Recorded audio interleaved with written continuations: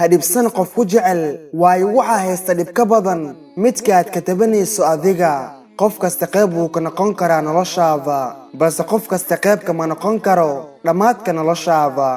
adiga waxaad tahay qof wanaagsan waxaad u qalantaa farxad inaad hesho waxaad u qalantaa jacayl waxaad u qalantaa qof garabkaaga taagan mar kasta waxaad u qalantaa nolol fiican inaad ku noolaato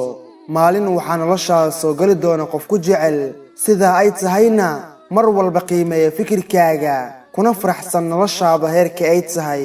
ha murugoon hana u ilmeen qof kaa dilay farxadaada nolosha intaas way ka badan tahay farxadu maahan inaad hesho qof ku jecel balse waa inaad hesho qof ku fahma xaalad walba jaceylku waa indho la'aan sababtoo ah hooyadeeda waxay i jeclaatay iyadoo ni arag qofna ma arko ilmadaada murugadaada xanuunkaaga laakiin qof walba wuxuu arkaa qaladkaaga oo keliya dadka qaarkii way ku jecel yihiin laakiin kuma sheegayaan dadka qaarna way ku sheegayaan laakiin kuma jecla qofkuu doono ha ahaado qofna noloshaada ha ku qasbin qof aan ku rabinna ha isku dhejin oo ha ku qasbin inuu ku jeclaado qofka kaliya ee aan marnaba ku nici doonin waa hooyada waa laga yaabaa inay kugu adkaato inaad qof raali geliso balse macquul ma ahan inay kugu adkaato inaad Allah raali geliso waxaad u baahan tahay qof arka xumaantaada oo dhan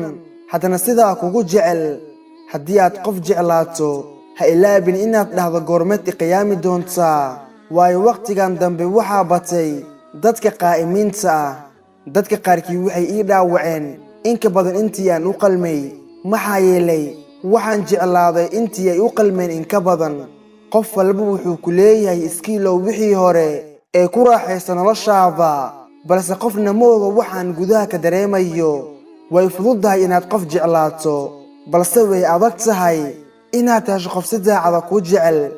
waxaana qof si daran loo dhaawici karo balse awood u leh inuu dhoolo cadeeyo naftaada wax walba u sameey balse ha ilaabin wixii adduunka lagu keenay